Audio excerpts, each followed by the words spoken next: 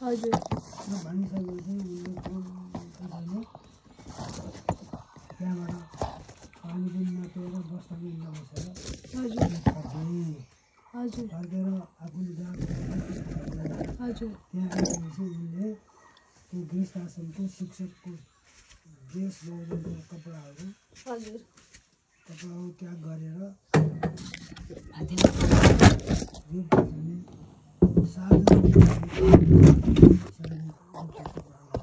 हजुर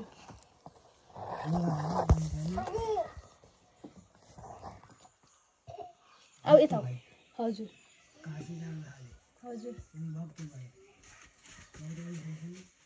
त्यहाँसम्म लेख्न लागे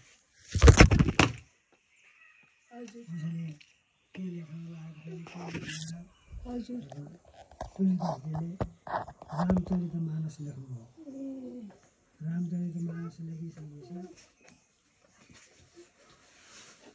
त्यो अरू पण्डितहरू बेहुरी पण्डितहरूले त्यो जलाउन प्रयास गरे अनि उहाँ एउटा आफ्नो मित्र कहाँ गएर लुक्नुभएको थियो र अनि पछि गएर सब गरेर हेर्न लाग्दाखेरि त्यहाँ मित्रले जसको जस्तै बुझाउनु भयो अनि त्यसले सब गर्नुभयो सब गरिसकेपछि पण्डितहरूले त्यो रामचरितमानस त एकदम राम्रो थियो होइन भारतका प्रत्येक विद्वानको घरमा प्रत्येक महिलाहरूले रामचरितमानस पढ्छन् प्रत्येक महिलाहरूले रामचरितमानस पढ्छन् पाठ गर्छन् त्यो रामचरितमानस लेख्नु हो है लौ यहाँ के दिने रे गडी गडी हो अब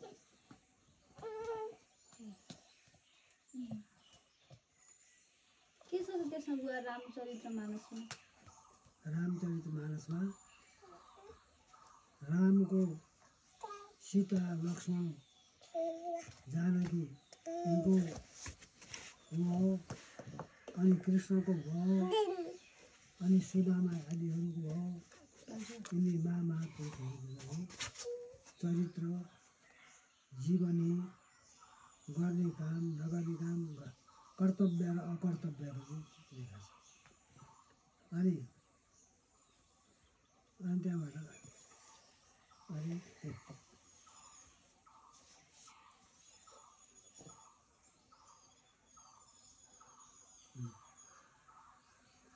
त्यसपछि ऐ सुनेन अमला ल्याऊ अमला अमला अमला गेडा ल्याऊ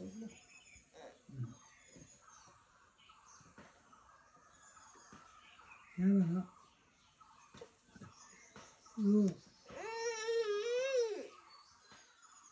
बौराले लेखायो भने सब पण्डितहरूले काशीमा सबले बदनाम गरे बदनाम गरिसकेपछि त्यहाँका पुजारीहरूले के भन्नु भनेको अब के गर्नु रामचरितमानसको यस्तो महत्त्वपूर्ण त्यो गरीब धौताले बौराले लेख्यामा कहाँ होला भने त्यसपछि त्यहाँका एकजना विश्वनाथ के ल्यायो ल्याउ त लौ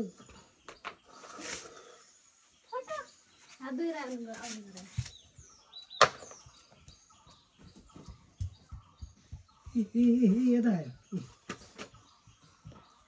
त्यहाँ लाउने होइन त्यो होइन उता हो त्यही नगर त खै ल्याउ यहाँ राखिदिन्छु म ल्याउ म राखिदिन्छु अब अनि के गर्यो भने 116 रामायण लेखेका थिए हजुर यसले के भन्नु भनेपछि पण्डितले हजुर अब यो यहाँ राखौँ विश्वनाथजीको मन्दिरमा त्यसले शिवजी छानबिन गर्नुहुन्छ भने भनिसकेपछि 108 का ठुल्ठुला विद्वानहरू कलेका धनीका रामायणहरू उपरीबाट राखे हजुर गरिब हेलारी भएका पण्डितहरूले लेखेको कविहरूले लेखेको हेला गरेर सबभन्दा तलबाट राखे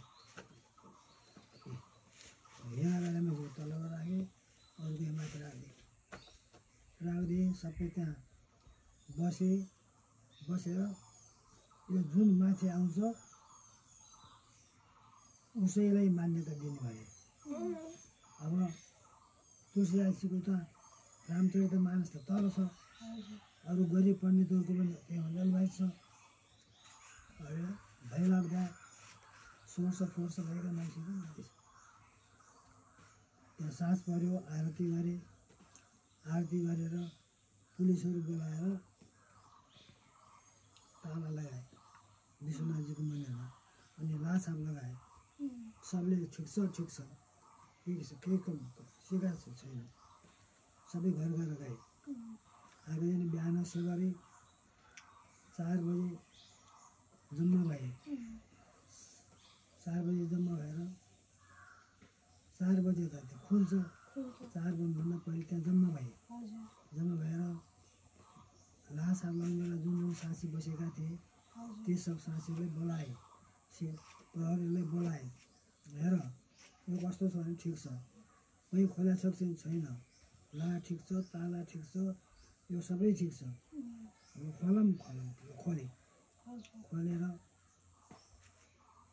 खोले अनि त्यहाँ गार्ड बस्यो। अनि गएको थिएँ, गएर भगवान् विश्वनाथजीमा फुल अक्षता चढाएर आरती मात्रै गरे, पूजा पछि गर्ने गरेर। ल अब यो हेर्नु पऱ्यो भन्दाखेरि त्यो हेला गरेर राखेको तुलसीदासले लेखेको त्यो रामचरितमानस त सबभन्दा तल 116वटाको तल लागेको त 116 माथि आएर ट्याक्कै देखेँ।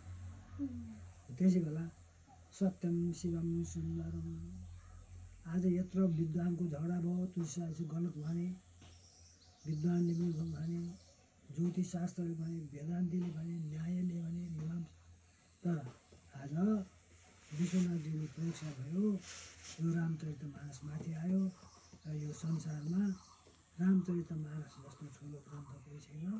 रामचरितमानसलाई नै जसले लेख्छ, पढ्छ, सुन्छ वा सुनाउँछ या सुन्छ भनेपछि त्यसको घरमा कहिले पनि दरिद्रता लाग्दैन, त्यसको मोक्ष हुन्छ भनेर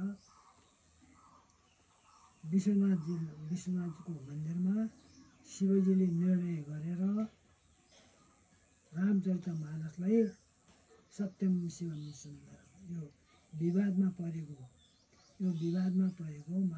रामचरितमानस शिवजीको आज्ञाबाट निर्णय भएर 116 तलबाट राखेको 116 माथि आएर यो भयो, यो आफै भएन, यो शिवजीको देन हो भनेर त्यसै दिनबाट सत्यम शिवम सुन्दरम भन्यो।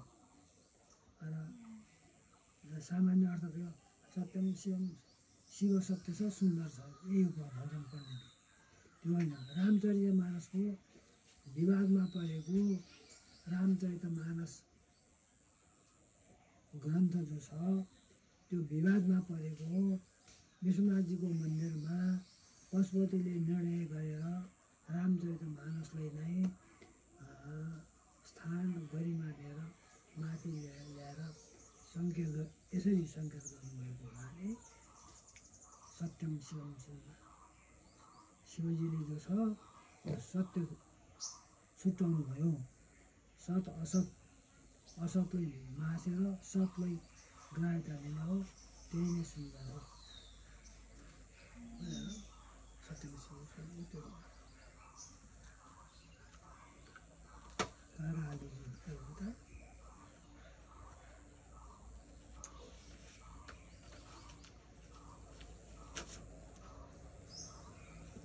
तुलसीदासजीको त्यो के अरे त्यो राममानस चरित्र लेख्नुभयो नि, रामचरितमानस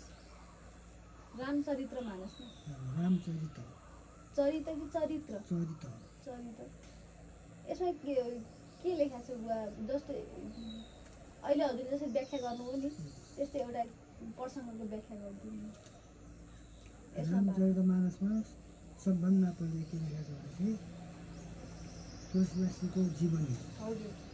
तुलसीदासजी मूल परेको अभुक्त मूल, अनि तिनले दुःख पाएको, अनि पार्वती आएर तिनले संरक्षण गरेको पाएको अनि उनलाई अदृश्य रूपले ठुल्ठुला सेठहरूले रोटी दिने व्यवस्था मिलाए। अनि तिनले दुःखसित पढेर आइसकेपछि त्यहाँसम्म कसैले हेरेनन्। पढेर आएर शिक्षक भएपछि सबैले माग्न थाले।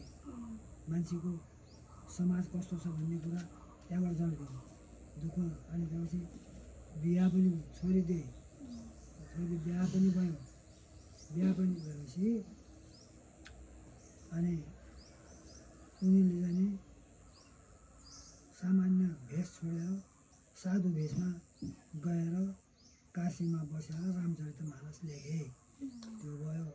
अनि रामले को वंश दिलीप,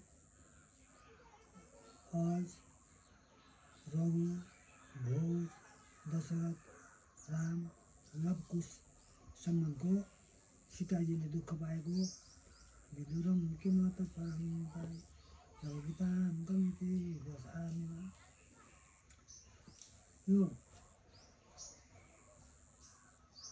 यो सबै चिज चाहिँ नि जो अहिले मैले भने आदि सबै कुराहरू त्यसमा उल्लेख छ। दशरथ, दिलीप, रघु, अज, अनि दशरथ, राम, लक्ष्मण, सीता अनि जनकनन्दनी महाराज जनकको पनि आदि गरेर व्यवहारमा जति काममा आउँछ नि त्यो सबै त्यसमा रामचरितमानसमा लेखा छ। एउटा रामायण जस्तै हो।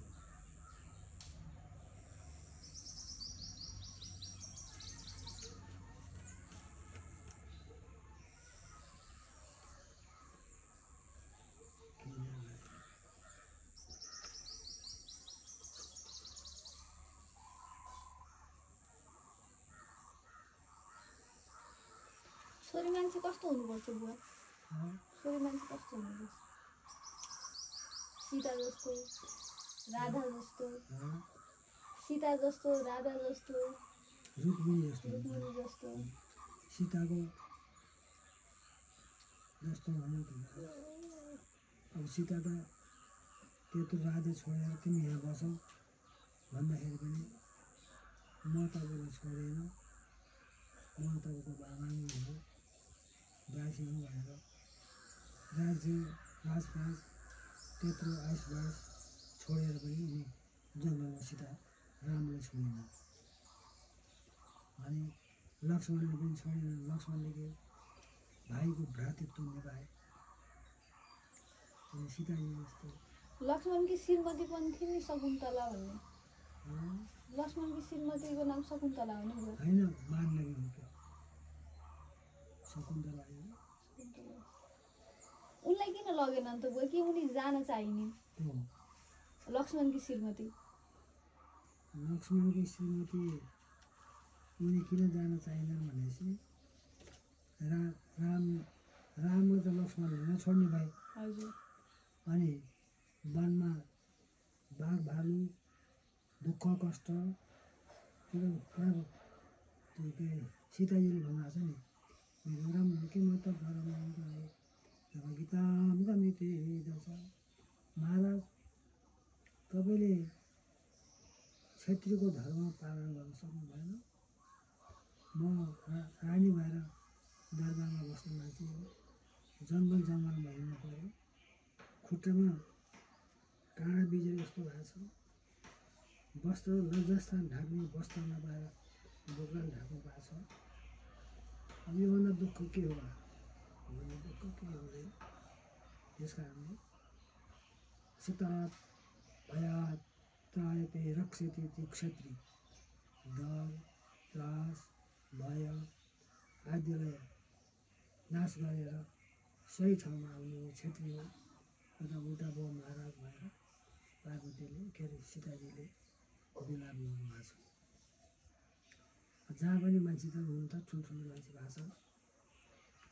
के अरे सीताजीको उसले राम चाहिँ नि गरे द्रौपदीले उतिले पाण्डवहरूले विजय गरे।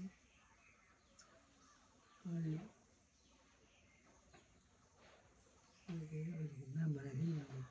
तुलसीदासजीको श्रीमती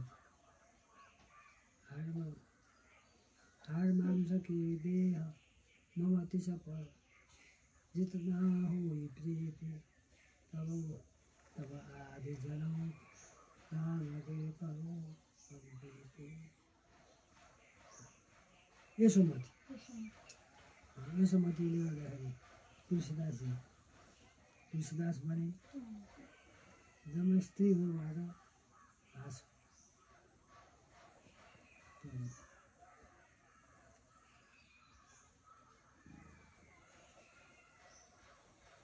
कवि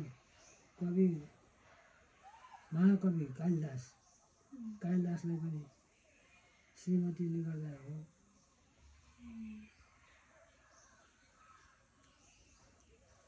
श्रीमतीले के गर्नुभयो बुवा? कालिदासको श्रीमतीले के गर्नुभयो? श्रीमतीले पनि शुद्धोधन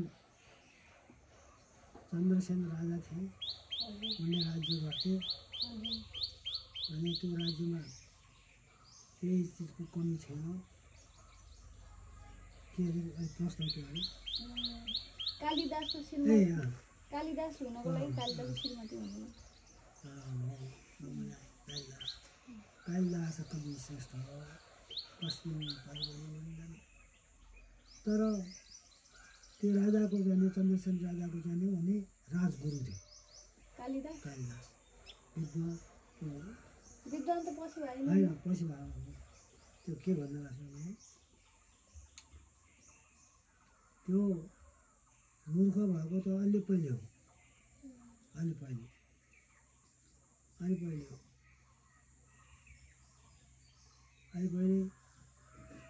अनि त्यो आउँदैछ। कालिदास चाहिँ उटपटाङ गर्ने मूर्खता गर्ने अनि कसैलाई नटेर्ने हाम्रो त्यो तिम्रो सानोमा तुलसीको भाइ छ नि गङ्गे जस्तो गङ्गे त अहिले सुत्नु ऊ भएर वैष्णव भएर यस्तो उटपटाङ गर्ने गरिसकेपछि एकजना पण्डितसँग सप्ताह गर्न गएको पण्डितसँग राजा चन्द्रसेनसँग मतभेद भयो अर्थात् मनमुटाव भइसकेपछि अनि राजाले के भन्यो भने चाहिँ तिमीलाई मैले यस्तो मूर्खसँग बिहा गरिदिन्छु। अनि पण्डितले अनि राजाको राजकुमारीलाई एकजना राजकुमारीले के गरेपछि साडीको फेटा बुझाइदिन्छु भने अनि त्यो यहाँबाट राम्रो सुन्ने हिरा मात्रै लाग्यो भित्रबाट साडी भएको सिकेज रहेछ राजकुमारीले कुरा गऱ्यो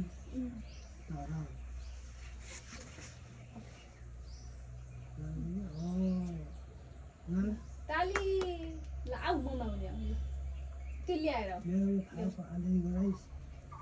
मम्मालाई ल्याइदिनु लाउ आउँदै मम्मालाई ल्याइदिनु मम्मालाई म यहाँ ल्याइदिनु यहाँ ल्याइदिनु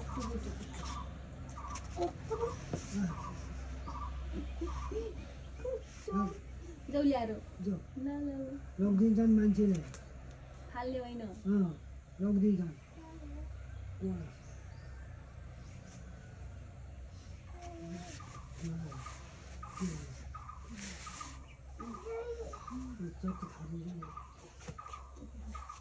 नखाने है अनि पण्डितलाई अब मुरो खोज भने मुरो खोज भनेपछि जाँदा कति यासन पायो यतापट्टि बसेर तलपट्टि काट्नु लागेको अनि त्यो किन्नु गर्छ त्यो रोड्छ जस्तो मर्ने त्यसले पनि त्यो कालिदासले हाल्न खोज्यो अनि झारेर फटाइ पण्डितले राजा छोरीसित बिहा गरिदिन्छु भने बिहा भयो विद्वान भनेर विद्वान भनेर कसरी गरिन्छ राजकुमारीले त्यस्तो बनाउनु?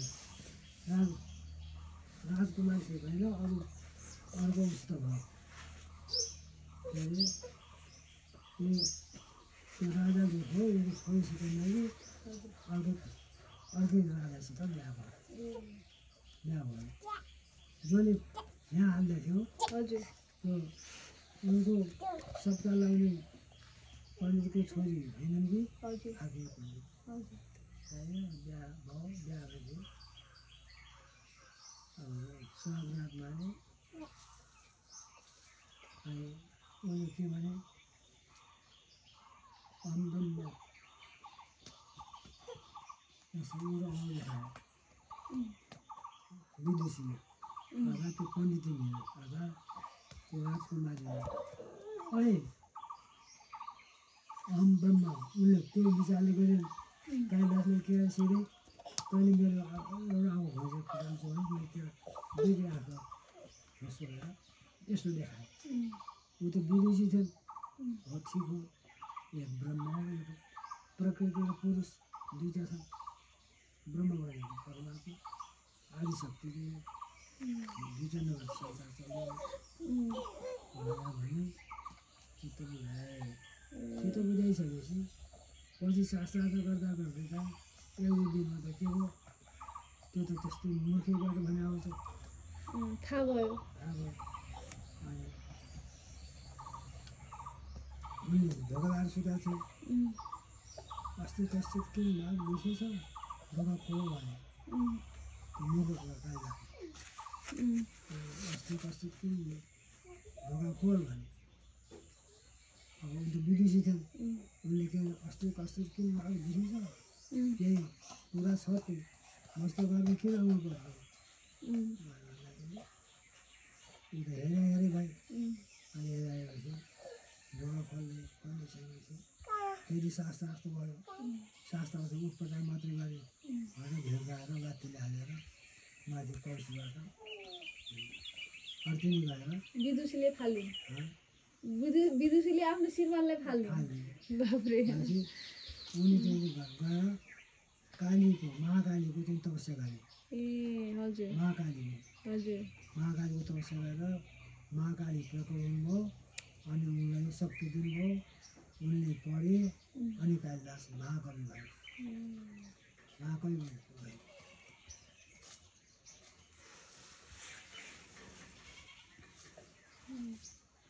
अनि राजाले पनि अनि त्यसपछि गुरु पुरोहित बनाए, बडा गुरुजी बनाए।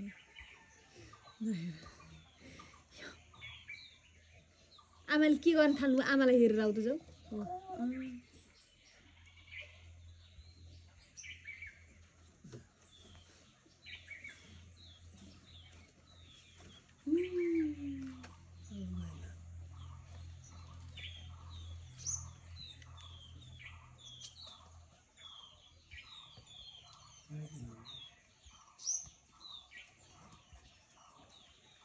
अब यहाँ छोड्नु पाइन्न है। अब यहाँ छोड्नु पाइन्न। छपक्क बस्ने हाड नचल्ने हाड यहाँ बस्ने जस्तो बुवा हाम्रो 2082 साल कस्तो छ हेरिदिनु होला।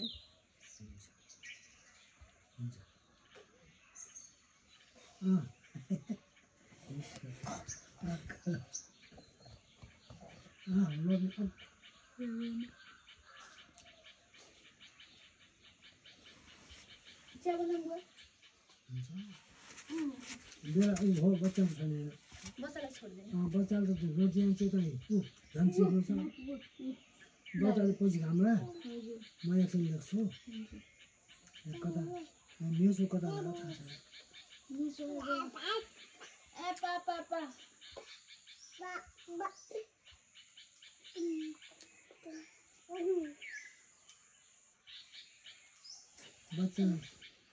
बच्चासित हुन्न आमा पनि हुनुहुन्छ आज आज आएन तिम्रो आमासित बच्चासित हुन्न।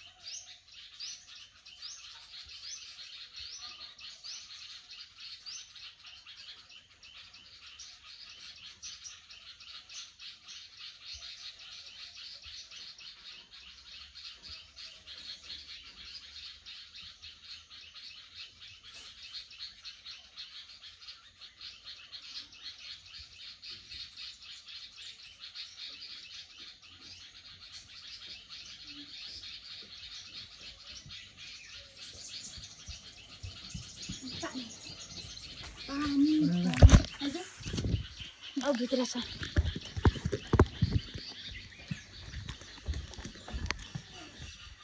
ओइ नाइ नाइ नाइ नाइ उही त्यही नागर